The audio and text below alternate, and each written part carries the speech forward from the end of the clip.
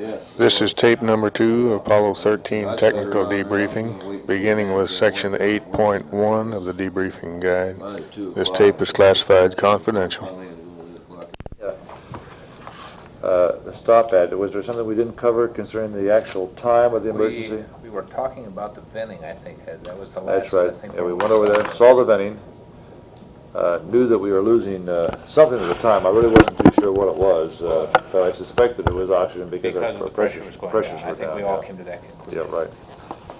And I don't think any of us quite realized the extensiveness of it until we shut down the second fuel cell and the pressure was still decreasing. about that time, I think we realized that there wasn't any sense of putting in the spacecraft command module hatch, and we put it back down again. But at that time, Fred was going into the lunar module anyway, and the ground came up and finally said we better activate the LEM systems, and we activated the communications, the power, and the guidance system. Didn't you have some trouble with brakes in here, Jack, or control? You get some. Yeah, but that I don't feel that that's strictly because of the same problem that you had with pitch. That the RHC is no good with the stack on, and you have to use the THC to get adequate pitch control. Remember, you had the same problem. You were using the THC. I don't think we ever knew though whether our service module or RCS system was completely working or not. Yeah, I did. I had good thruster control with After it. the I'm saying, did the venting impart any? You talked something about you were getting a negative pitch and a... Yeah, I thought you were all the time talking about that. I think I did get some rates, and I don't remember now. I don't recall now exactly. But that might be nominal with the stack. See, the hand controller, would you get the whole stack on? We just put on a TV show. We're in a stabilized attitude for high gain angles. The vehicle wasn't moving. That's right. All at once, Jack's got negative pitch problems. He ain't fired a thruster. Yeah. That's right. That's what I'm talking about. And I remember you telling the ground about it, coming back through the tunnel, and I could hear jets firing and stuff again all of a sudden. Yeah. I thought you mentioned 2 axis you had it in. Okay, but we never did psych that one out completely. I don't know. It might have been could very well be the venting of the oxygen, because I saw how much the sheet, when the sheet tank blew, how much it changed the motion. Of course, most of the mass is back in the service module, so it wouldn't make that much of a change. But. What about, seems like at some point there, Quad C either malfunctioned or, do you remember anything about Quad C specifically? I didn't. The Quad C, of course, was one of the ones that gave me pitch, and I looked at. I thought perhaps that I didn't have any Quad C, but I don't really have any absolute proof to substantiate either the loss of it or the performance of it. Mainly because I didn't try to control pitch to any large degree with the THC. I didn't try to really stabilize it out. We did get the rates down somewhat. I know I had direct control. I know I had direct thruster control. I used the direct switches. And that led me to believe the Quad C was okay. I do recall calling up channel 31 and looking at the computer to see if the breakout switch was okay. That's right. We were in that malfunction procedure at the time, weren't we? Yeah. It was just, please. But looking back now, I don't really have any substantiating evidence to either prove or disprove the operation of the normal switches in Quad C. That's an area I think that we're still a little bit hazy, and mainly because we shut down power in the command module to conserve the batteries, and we really didn't have enough time to really psych it out. I think that's the reason. I did have the channel, the input channel 31 called up, and I did look at that, and that appeared normal. About that time, we got the emergency power down procedure for the CSM, and that was about all the troubleshooting we did on the quad. Okay. And the emergency power down procedure is was a very simple six-step procedure. I don't have it right here. It is on one of the MR checklists that haven't come right now. And we followed that, and the command module, of course, power was completely killed. We pulled all the circuit breakers on panel 250 except the sequence circuit breakers. And of course, the command module was like a tomb. Oh, Okay, let's go through 8 here and see if there's anything we missed. Warning lights and indicators, we covered that, right? Noises, flashes, I think we covered what we saw there. It was a dull bang,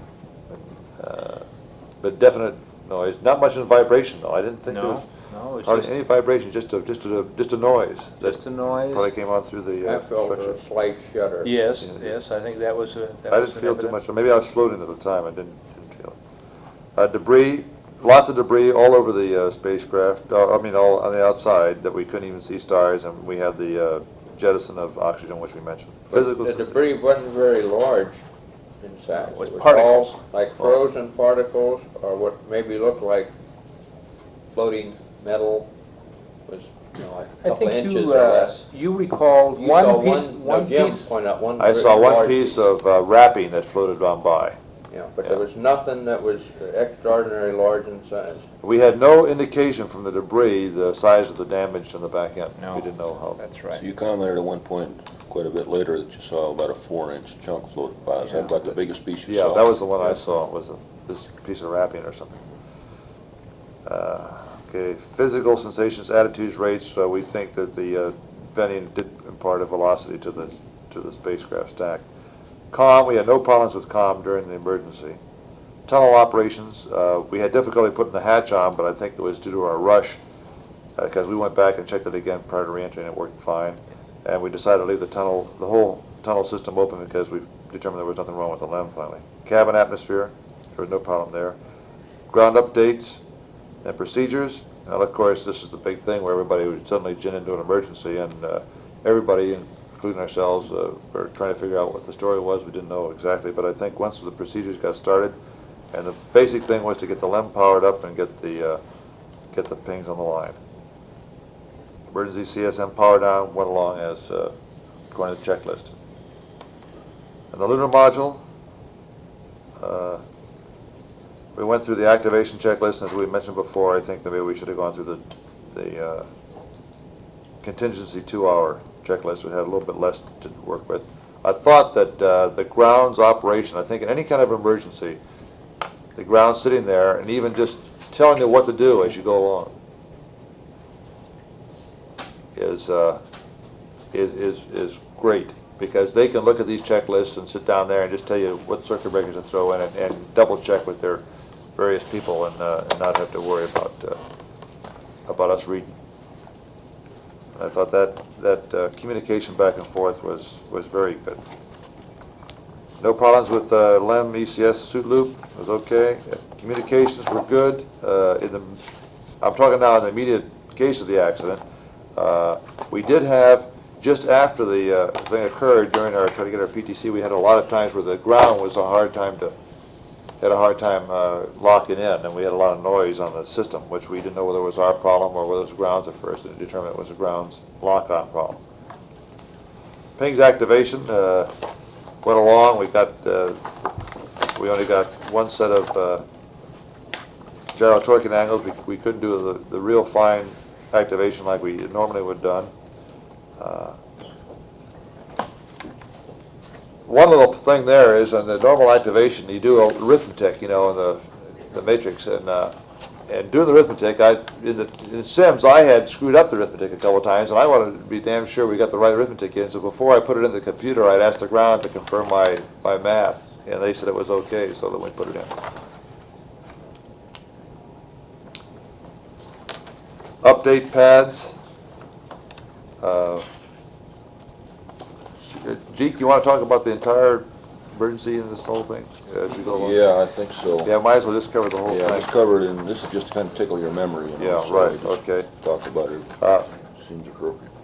In general, the update pads were very good. I think the technique of taking the existing checklist that you have, having the ground modify them to to fit the particular emergency was fairly good because it eliminated writing down a lot of complete checklists. Now, some of the stuff we had to, and I guess I was a little worried at some time that we'd have people that would be on the ground that were, say, only interested in a certain part of a system that would not see the overall picture, and I was interested in keeping everything as short and simple as possible. That's what we were trying to do. Yeah, and so I didn't want to get a lot of stuff up there that, really was nice to do, but wasn't really required, and that's why I had made a couple comments on the way down about, let's make sure that we just do the essentials. Well, that's why we spent so much time on that final activation checklist, because we make damn sure that we used what you had on board as much as possible and didn't feed you a whole bunch of stuff from scratch. That technique is good. What we didn't have, and I guess Jack will cover it, that we did not have, we never thought we'd ever use one, is a CSM, activation checklist, which we had to get. And maybe we ought to relook at some of our contingency book and include some of these items in it. I don't think we'll ever get away from the situation, depending on the type of accident you have, that you're not going to have to modify some sort of a checklist. The systems guys are going to have to look at what you have and what you don't have and how you work around it. I certainly never thought about powering up or charging CSM batteries with LEM power. And it never occurred to me that it could be done. Jack said that, Fred said that, yeah, they thought they could do that, but the ground had the technique and it worked out greatly, and so that was a big help.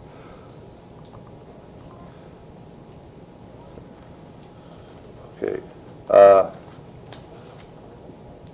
Alignments and calibration. Let me talk a little bit about, I guess, flying the vehicle. Of course, now the control went to the LEM, so we were using LEM thrusters. We had in our contingency checklist a method of doing a dips burn and how to control using the TTCAs for attitude control, pitch and roll, and the ACA for yaw control. This technique did work and was adequate. In fact, that's the way we flew the vehicle all the time. Our only big problem was the fact that when we shut down the FDAI to save power and went to the computer and looking at flashing 1620, which gave us yaw, pitch, and roll, or actually it was, I think, outer, inner, middle gimbal angles. And we want to keep the middle gimbal angle out of gimbal lock. That technique that's in the contingency checklist is not valid. You can't use the TTCAs and fly the computer the way we fly the 8-ball. And as a matter of fact, although we spent hours trying to do it, I still don't have a technique, and you just had to look at it and try to figure out and experiment which way to hit the thruster, because it would change. Depending on the quadrant. Yeah, depending on where you were, depending on what quadrant you were in your PTC or your maneuvering around, what the angles were reading as to which way to throw that hand controller or the translation controller to stop the angle from going down towards gimbal lock. And we were trying to keep middle gimbal angle as close to 0 as possible. I wasn't too worried about the other two. And it was a continual battle to find it. Now, maybe we ought to do some more research into using that technique, or maybe if in the future for contingency we ought to look at keeping the 8-ball powered up and powering down the disc or something like that. But it was difficult to do.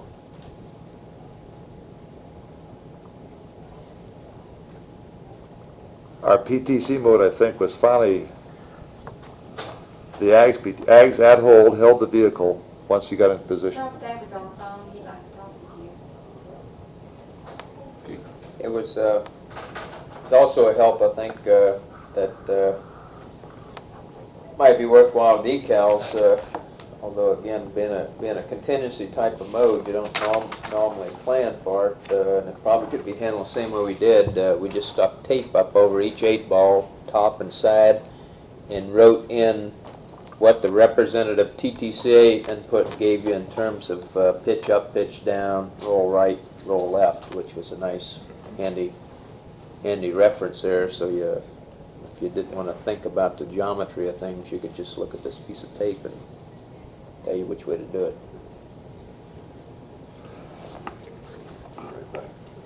Okay, let's see.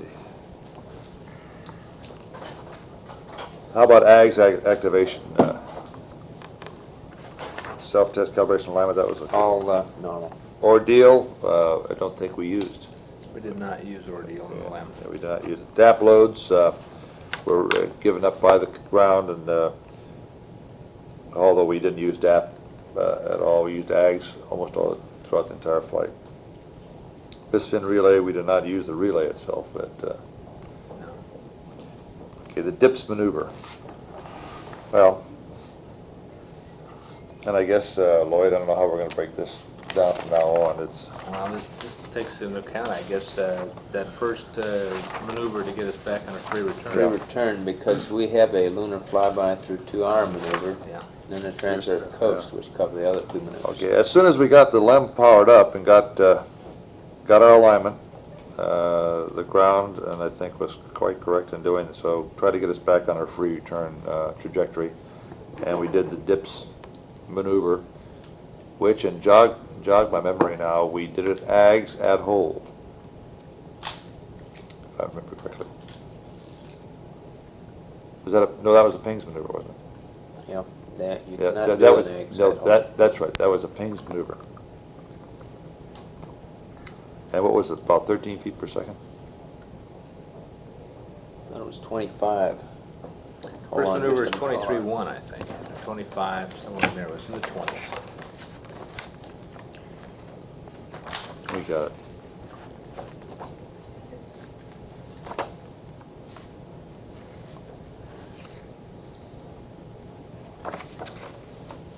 Oh, I know.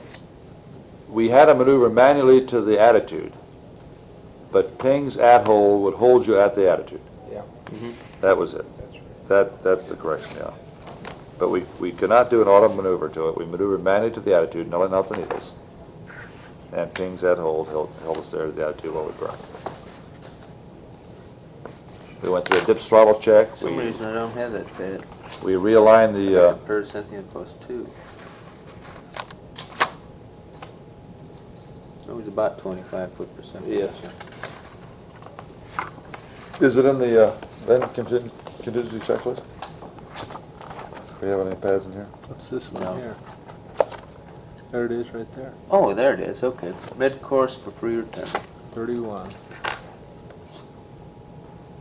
The 38 is the Delta VR. 38.0. Okay. 31 second burn. And we reinitialized the gimbal angles. Put new gimbal angles in based on the stack. Yeah.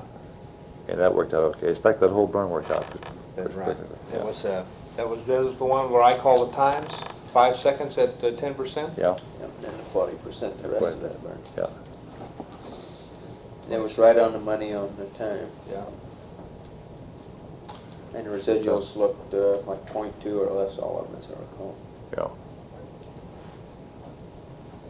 And that was a nominal burn as far as the Doc Dips burn goes. That's right, it was beautiful. You didn't get the attitude excursions you got were almost nil. Yeah.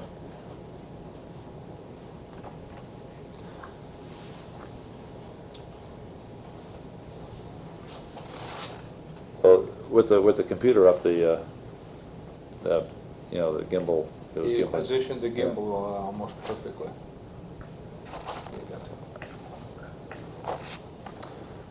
Okay. Lemon power down.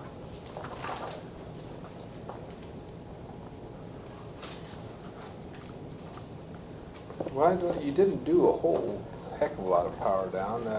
We kept the pins up after that. We got rid of the FDAIs.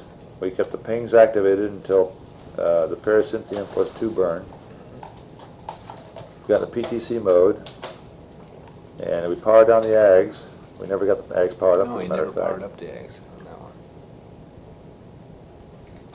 And I guess all I can say is that the power down configuration is probably listed either in our contingency checklist, if we can decipher it from the other power downs that we had.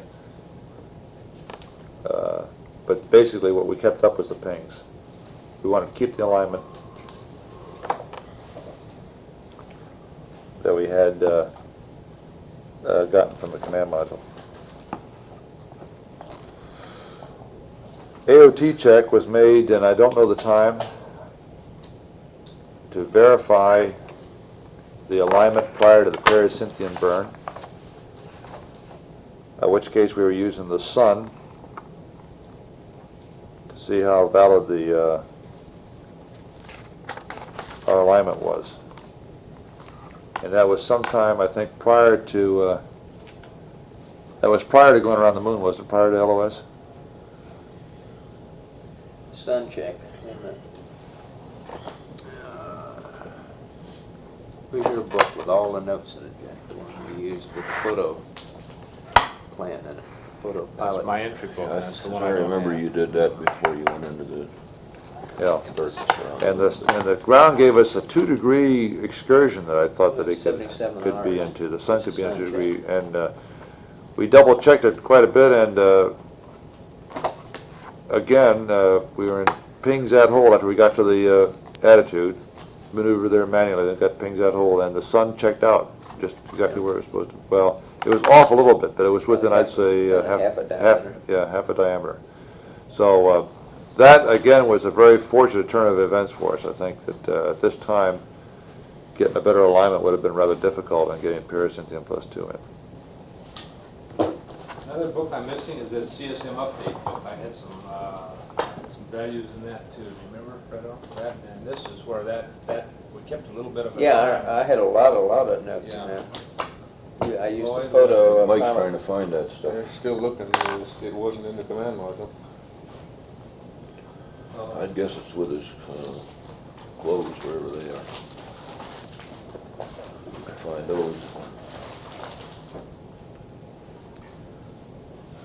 I might mention Well, that we can refine the numbers and stuff later anyway. I think if we just get your best impressions of it, that's good enough anyway for this.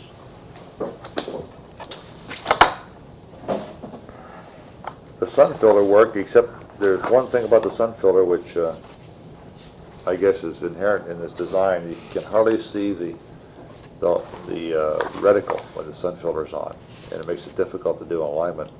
But until the sun is very close to the center of the reticle where you see the lines cross, it's hard to tell exactly where the sun is with the filter on.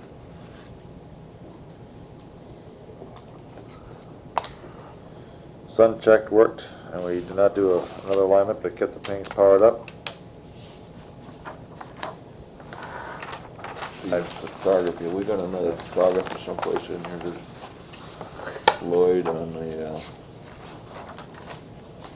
yeah, we have it, There it's is. Earth Coast, let's cover that. I'm sure you weren't screwing around with photography at this point. No. Unless that means, You didn't take any photos, period. Oh, yeah. for a lunar orbit, Yeah. lunar flyby, Lunar flyby. that's under that one, okay, let's Yeah. get this one. I took 2.5 Hasselblad magazines. Okay, we picked that up here in paragraph 9, so. Okay. That was procedures. What is this OBAG? On Air board ground? and air to ground. Okay. Yeah. Well, as we mentioned, procedures were completely revitalized or changed as we went along. It was a case of never going back to doing exactly what we had planned to do, but looking with the ground, looking at what procedures were required to do the task at hand, and passing those procedures or modified procedures to what we already had on board up to us to do the job. And I guess the best indication of the fact that they were adequate was the fact that we're back here. At some point at about this time, the ground passed me up a basic switch configuration for the command module, which I set up, which we went through the launch checklist, and we modified the launch checklist with a basic switch configuration. Updates when we get ever figured out again, because Christ, we weren't able to figure it out at the ground, we went through a review on this stuff and balls.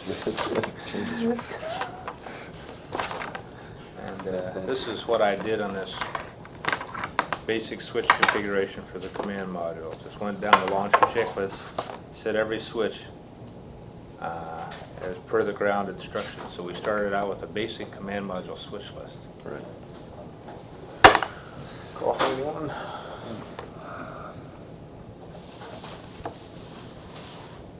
I mentioned, are we finished on page 8? Yeah. Is there anything else there that we should hit? The Well- AOT check, we got that. Lem power down, we had various configurations power down. Anything else, Jack, that you want to hit? Not on page 8. No, I thought we'd go over to the page 9 a little bit. Yeah. Straightforward.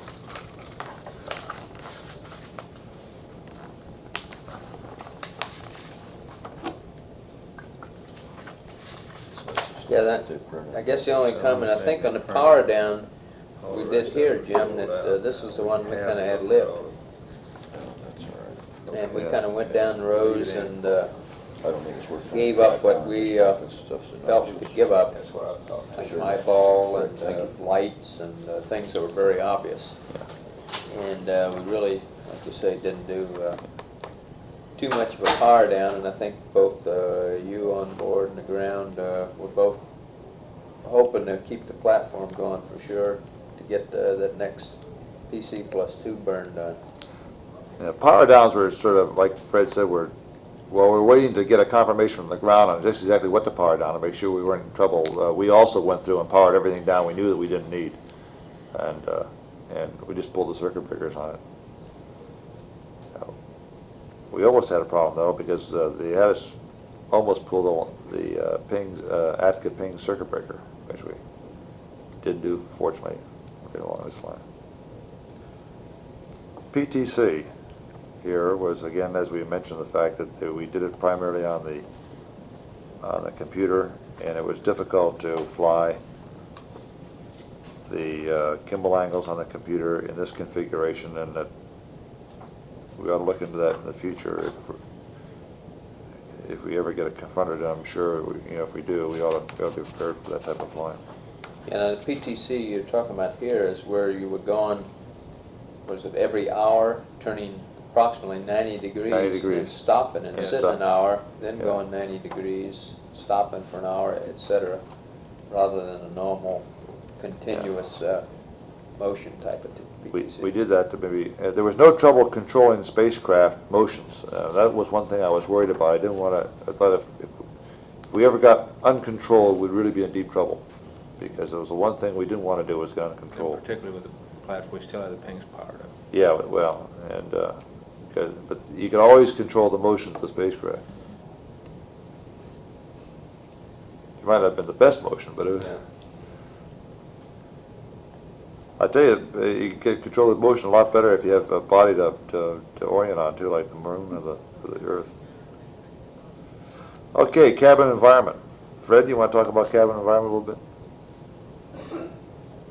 Well, let's see, I guess the first case upstairs, the command module was dark and unpowered, and it was just, I don't know what its loss of heat rate is per hour, but it was a case that it was going to just slowly trickle on downhill from there in temperature.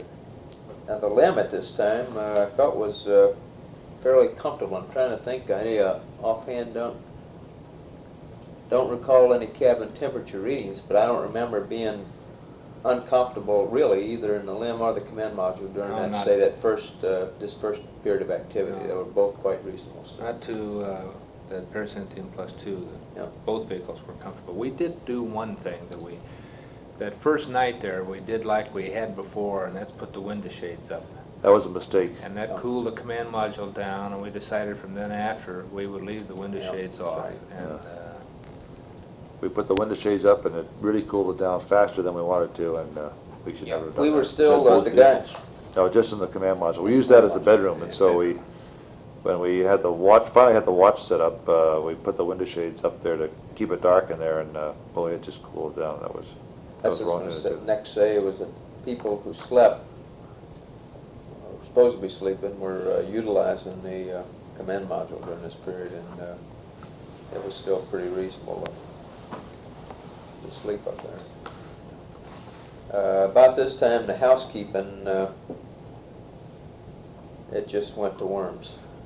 prior to this, we had kept, and when we were on the normal flight plan, we had kept very accurate records as to exactly what we had eaten, and we had transmitted to the ground our sleep and the quality of the sleep, and urination was no problem. We had been very regular, and then after the mishap, there was a problem in that we couldn't get our water. We were told not to use the lem water, and about this time they had passed me a procedure for activating the command module in order to obtain water, and this I did several times, and would fill up a number of the juice bags, and to try to get ahead. And I figured that we needed at least 1 8-ounce bag of juice per meal. So I had filled one time. I think I had filled 13, and another time about a dozen each time. well, one time I filled 20-some, Is that right? 22. That must have been the first time. And Yeah, the procedure gave us pressure for the water and gave us a lot of water at one time, but if you didn't use the pressure, it would bleed off. So you would get the water and you wouldn't have the oxygen pressure. so I would keep filling juice bags until the pressure had bled off, and couldn't get any more water out of it. And however, the only problem in there is I had no idea how much oxygen I was using out of the surge tank every time I did this. You know, I didn't think it was extreme, but I just didn't know what I was going to limit our command module, because at this time we didn't know how long the LEM would last, and I wanted to have a lot of command module oxygen. You got to remember, I'm still a command module pilot. You weren't alone, Jack.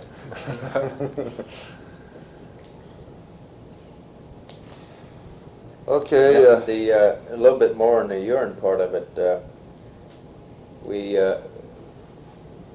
You might think that you'd have to stop overboard dumping due to the loss of electric power in the heaters on the urine dumps, but Jack actually rigged up the aux urine dump through the forward hatch, and I think you tried it, really. Jim did it Or once. Jim did one once. Before the. But And, then it dawned on the ground, and They we didn't- should have thought about it too, that dumping overboard was the bad thing to do. yeah, because- well, the point I was making was, I think, other than the problems with tracking, I don't think you need a heater for that overboard dump, and I think you could use it forever and ever without having a heater. And it Except wouldn't that- pose any problem. Now, with the tracking bit, though, now that made the picture entirely different when we couldn't dump anymore. Well, that meant we had to find some place to store all this good fluid inside. One comment on using that auxiliary dump heater, I think our auxiliary dump for urine is, I don't think it's ever been used before, but it does completely cloud up the hatch window. If you ever use that, you might as well forget about photography, because we used it for one urine dump, and I don't know whether you noticed the particles on it from then on. Yeah, that's a good point.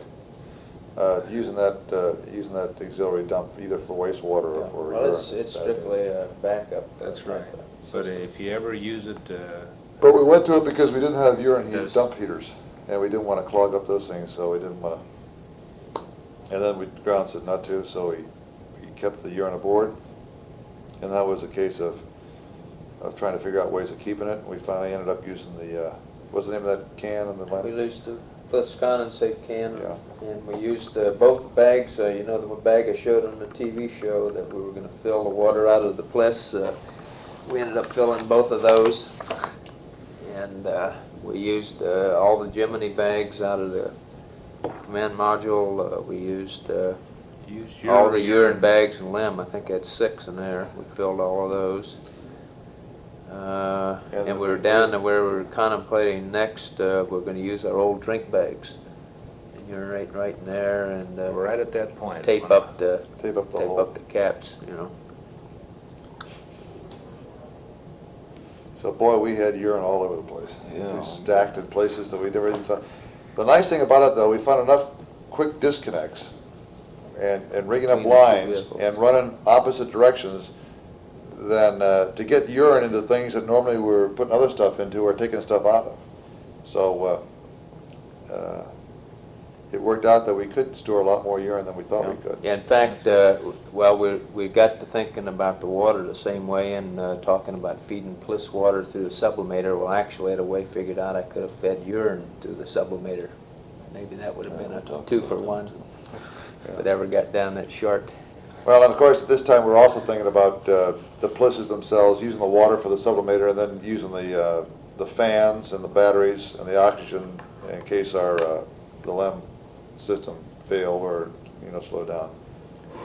It's really surprising that a lot of the things the ground had passed up that at some point in time that we had discussed.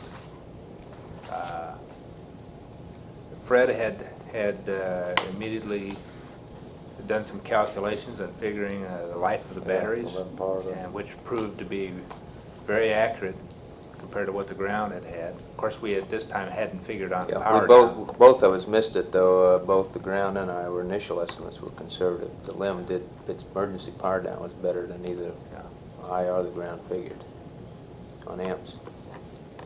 You were around 12. I figured 15. That's the number I we used. started with as a plan. So it was pretty So we conservative. figured at 14 and 15, you were still in good Yeah. shape. In fact, I think we even got down to 10.3 there when we Yeah, finally. the water I missed even further. I had figured about I think I used a number of 3.5 or 4 pounds an hour on water average for the whole time, and I ended up having 1 hour to spare. Yeah. And of course, we came out a lot better than that. Okay, physical comfort, well, it was very uncomfortable. The chill down of the command module due to the lack of... It didn't take place at this time. It didn't take place after. This is still, we're still Well, I prior think to that, well, being I don't know, I was thinking maybe we ought to just talk about the whole thing completely. Then we'll just talk about that burn. Okay. It's okay. Because that's just physical comfort is just one item. The housekeeping is another item, see, we talked about. Yeah. The coldness made it uncomfortable, basically, I think. Well, first of all, even though the temperatures were comfortable, the humidity started to climb. The LEM obviously couldn't extract the water out of both spacecraft, and we began getting condensate on the command module windows right away, even though we had still had comfortable temperatures in both vehicles. And then the temperature started to lower in the command module and lower in the LEM.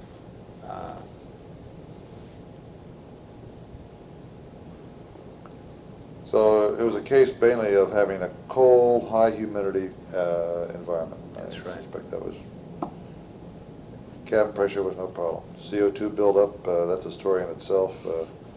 The ground came through with the technique of using command module LOH canisters in the LEM, which worked, I dare say, probably as well as the basic system. And we ended up with a complete primary LOIH canister We didn't even use. that we didn't use. That was worth 40 hours worth of running, so. Plus, we had umpteen more canisters in the command module, which we could have just added on to Yeah. this thing. We Yeah. had an unlimited, I felt, an unlimited amount of LIOH capability. Yeah. So even though we probably didn't even have to go to that It's other maybe, mode, it was a follow- good technique. It kept us busy. It's like putting up the antenna, on a life raft. It doesn't work, but it keeps you busy for a while. It's maybe worthwhile mentioning that on the first canister, they did allow us to go to up to 15 millimeters. 15 millimeters. And qualitatively, I didn't notice any change in environment at all. Or Effect performance. on me, or, I didn't notice any. I was only worried the fact that I was afraid that when we start the sleep rest, the work rest cycle, that we'd forget about the CO2 buildup. And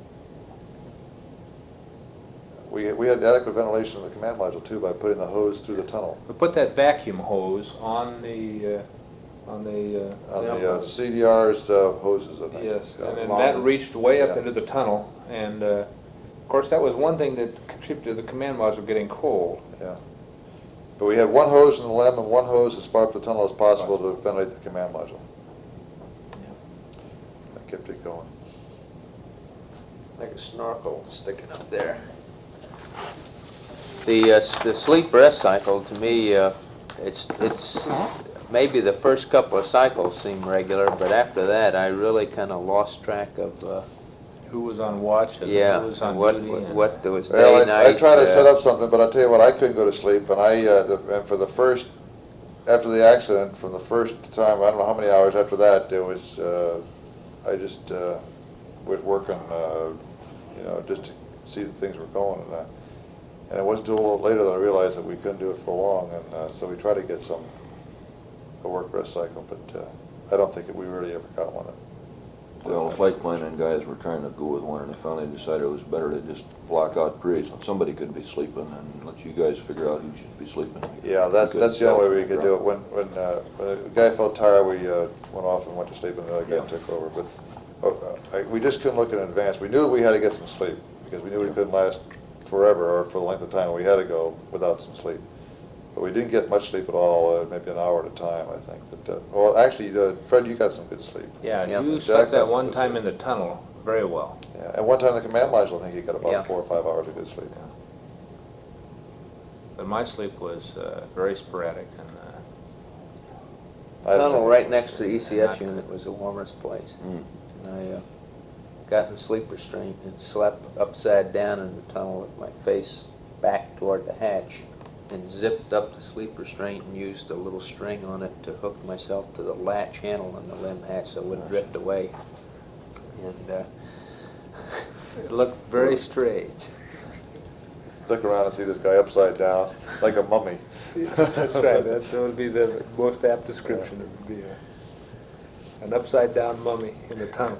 yeah, the food business, another thing that we may have cut ourselves without even thinking about it, a little short on the liquids, was we, with the water problem, we stopped reconstituting. So the only food we ate after the incident was cubes, the wet packs, and the sandwich spread. We didn't reconstitute another bit of food after that.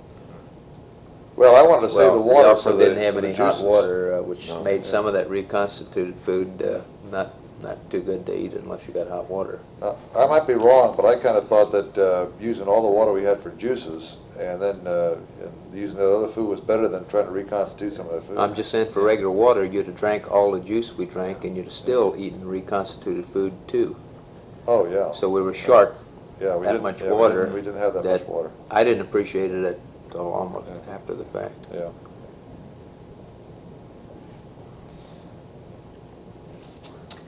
Okay, anything else on the comfort, eating? I think the only thing that as far as eating goes, that we filled about, I would guess about 35 juice bags when we ran out of command module water. We had gotten about that quantity out when we ran out of water. Were you consciously thirsty at any point? We were right after the accident. My mouth is dry. Yeah. I don't think we were really thirsty. I think the last day I was Yeah, thirsty. that was all. Then we got back. And then, of course, we had, at that point in time, we had definitely, it was about 12 hours after we had run out of command module water, and we had used all the juice bags, and We knew we were kind of fat on water then too. I wasn't thirsty, but I drank excessively because that's when I started having my urine burning problem. And the old school medicine I remember says you ought to flush the system, so I Right. started drinking to try to force myself to something urinate more. we didn't mention is that we had a leak in the LEM water gun at one Yeah. point in time, which deposited a considerable amount of water in the Yeah, LEM. that's right.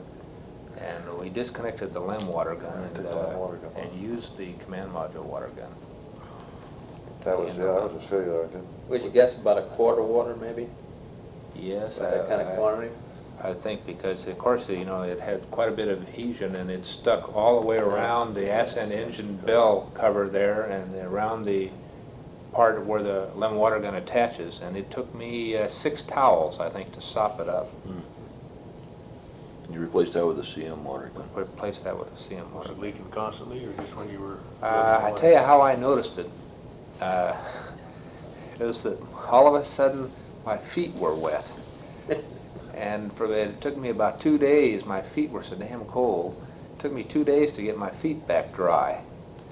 And but it had completely soaked through my booties and my CWGs. And that was my first indication. Jack was in his usual limb crew position, which was straddling the ascent engine can, with his feet draped in the water pool. Jeez. But anyway, went back up in the command module and we disconnected the water gun. You disconnected the water gun? Guy shut off the descent O2 valve, And, so no more water could get down the tube, and then we just disconnected the gun. And Well, sometime later, we brought it down, I think. command module gun. When You want a break for lunch or eat some sandwiches brought in? Oh, let's, Ron's still over here at 1/4 now, let's run until that time and then break for lunch. Yeah, we gotta keep charging that. Okay, I guess really the next thing we ought to just talk about separately, and we can probably come back to any more things we forget, is that PC plus 2 hour burn, which was probably right in with this thing, and that was a pings, auto, dips, stack, burn, which we got 2 updates for, and we got an update to the original burn. We got a little change in dips throttle profile, and the way we did it, we maneuvered, if I recall correctly, and stop me if I'm wrong, we maneuvered manually, and then we went into pings at hold, and we were in that position. We powered up early, and it was a mistake, but I want to make sure. I was a little worried about getting to the proper attitude, and so I asked if we could power up, and we went through the contingency dips burn faster in the checklist than we thought we were going to do.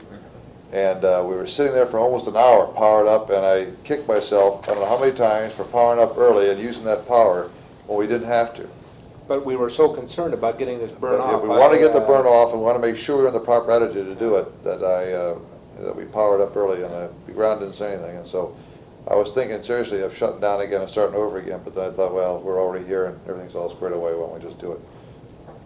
And All of our consumables analysis were based on the fact you were going to be powered up through that point, so I guess it was okay then. What Jack did was to keep track of the time for us, and he jogged when the engine started we were at 5% at idle, 5 seconds at idle, then 21 seconds at 40%, and the remainder at full throttle. But the way that's configured anyway, at 26 seconds it goes to full throttle, so it actually beat me going to full throttle at that time. And the burn was in all sense just exactly like we find on the simulator, and it dips burn. Attitudes were very stable, no oscillations. The engine was very quiet, very smooth. And at the time, the only time I thought about it is I wish I was doing the landing with the engine, because it was really just a beautiful. The only way I could tell that engine was lit was to watch the engine thrust gauge. Yeah. It was extremely quiet engine. Yeah. Thrust to weight meter. Yeah. Knock it off a second here, Lloyd.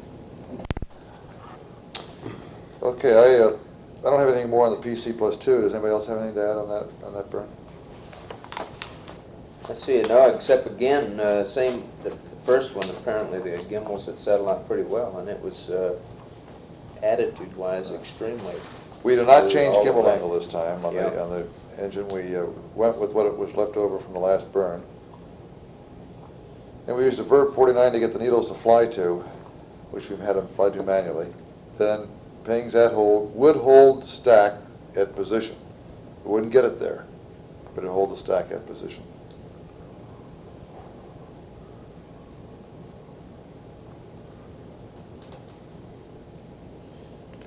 And we also did something else. Didn't we power down? We put in we shut off some thrusters so we wouldn't impinge on the command module. Oh yeah, it's a normal Verb 65 Yeah. we did before the burn. And I had eggs up at this time, and its delta V readout was within the comp cycle. Distinctions between the two was right with the pings all the way on the burn. Yeah. Well, that was the other factor in this thing. If you'd burned the DIPS engine for that period of time without the command module, they were afraid to fire it up again. They didn't have any data that indicated this would be a safe thing to do. due to the soak back and everything. the Oh, engine without the does. service module, you mean? No, just performance on the dips itself. On the dips engine. Whereas with a shorter burn, why nobody was concerned about cranking that up. Oh, I again. see, but a long burn, they're afraid They about burned firing that up up again. to almost fuel depletion, even though we figured you had something like 7% margin on it. They'd have been afraid to fire it off again. That would have been the fourth light. Yeah. Yeah, we were looking at that maybe for the last Third light, it would have been a Yeah. third light if they fired it up again. So this is the area where you ought to talk about whatever you did in Lunar's sphere of influence too, in terms of observations, Okay, well, photography, anything like that. we got photography. Jack and Fred took the cameras on our pass around behind the moon and took pictures and confirmed that that the moon was really gray. But they're free to discuss it themselves. You know, Jack and I were crying all the way around and shooting pictures like crazy out of both, I guess we were up in the command module, first shooting out of Windows 6 as we came upon the backside terminator. And subsequently I ended up, well, Jack and I both out of the right window of the limb then as we came around the corner. And well, we were also shooting out of the Oh, the docking overhead, window yeah. and the overhead. And I'll be perfectly frank, I wasn't interested in photography at the time. Yeah. In fact, we kept getting comments from our commander, hurry up, we got a burn to do, hurry up.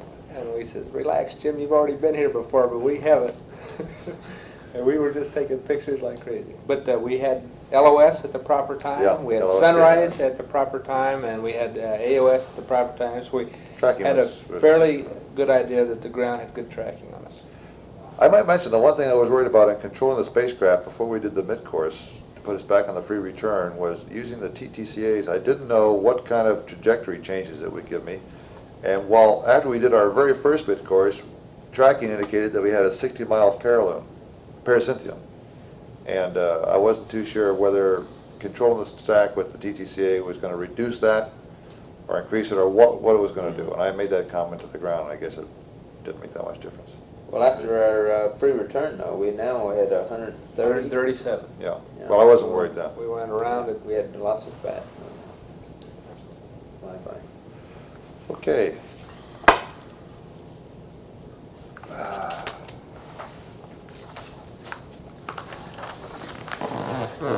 After the Parasynthium Plus 2, we did a PTC maneuver using pings.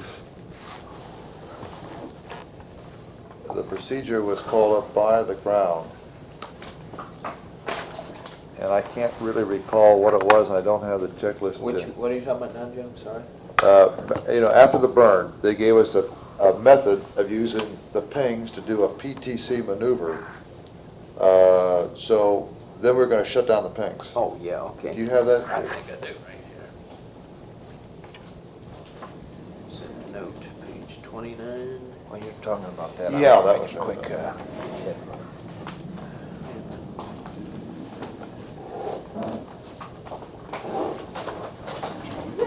Is that it right there, Jim?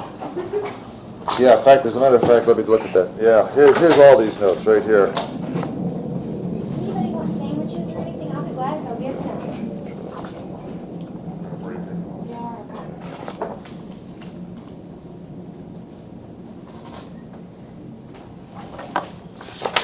Yeah, that's the other burn.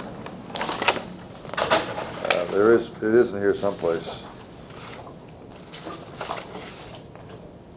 Yeah, reestablish PTC, which we got crossed out again, but we got it back in here, but here it is. Yeah, we went to pulse on the attitude controls, and we control with the TTCAs the roll. We went to 90 degrees, and the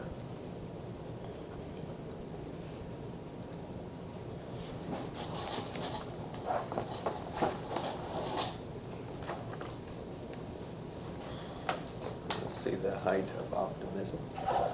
Our TV script. well, I'm not too sure if this was the time or not.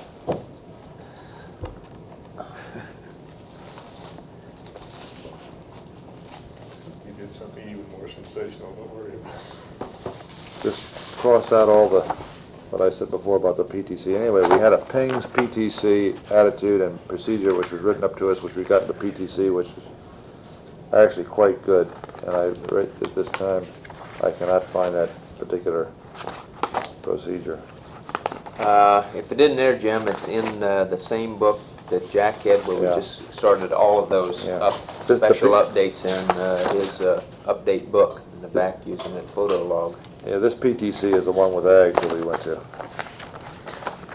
So I'll have to renege on that. I don't know exactly.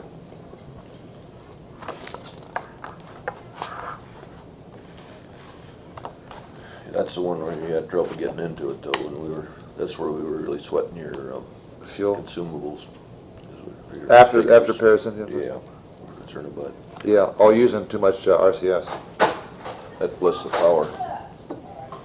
Yeah, I was anxious to get the doggone power turned off too, to get it cut down again. And right now, I don't recall exactly just how the procedure worked, and I'd have to get my memory. As soon as we find Jack's other books, I think it's in there. Which, the, We get the procedure for the PINGS PTC that we got from the limb in there. Anyway, the procedure, I think, finally worked very decently. I think it's in the CSM update book. That's where those procedures were, and we kept a fairly good timeline in order, the procedures in order in which they were read up in that particular book. Two things about this time was the fact that we also powered on the PINGS, and we went to manual switching on the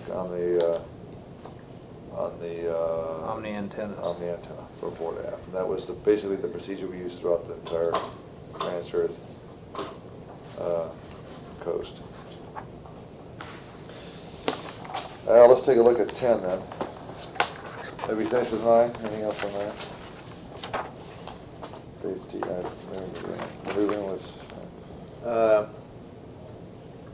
Well, let's see, we did go into the power down on page number power 5 in the contingency book.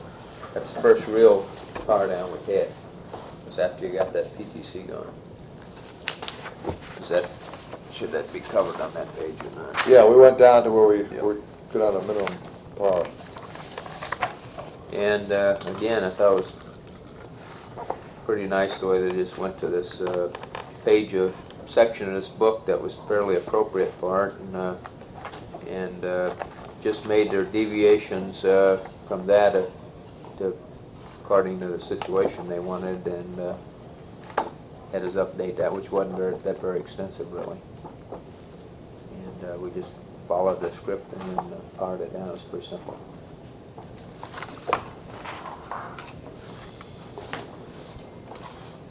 Well, basically, a Trans-Earth coast consisted of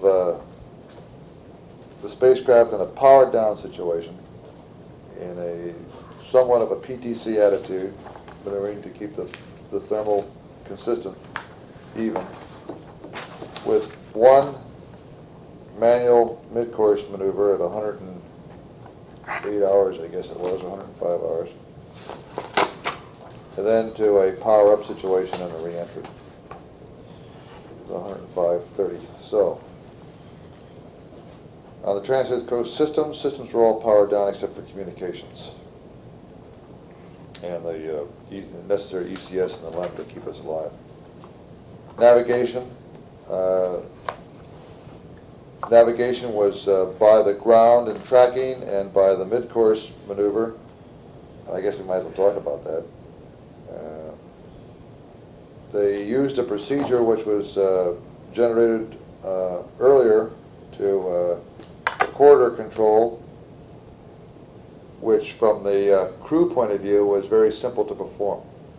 And that is to utilize the Earth's terminator to align the spacecraft to either retrograde or posigrade, put in retrograde or posigrade burn to change the re-entry angle. And as far as doing this procedure in the configuration we were in, it was fairly simple. We did a mid-course 5 on AGS, utilizing the TTCAs to control roll and pitch. It was almost a 3-man operation. Fred did the ullage. I started it on time. Jack called the time for start. We set up the timer.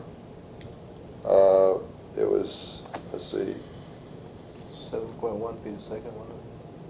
yeah, but it was all in 10% throttle. I controlled roll with my TTCA. Fred controlled the pitch. Jack yelled shut down, and I stopped the engine.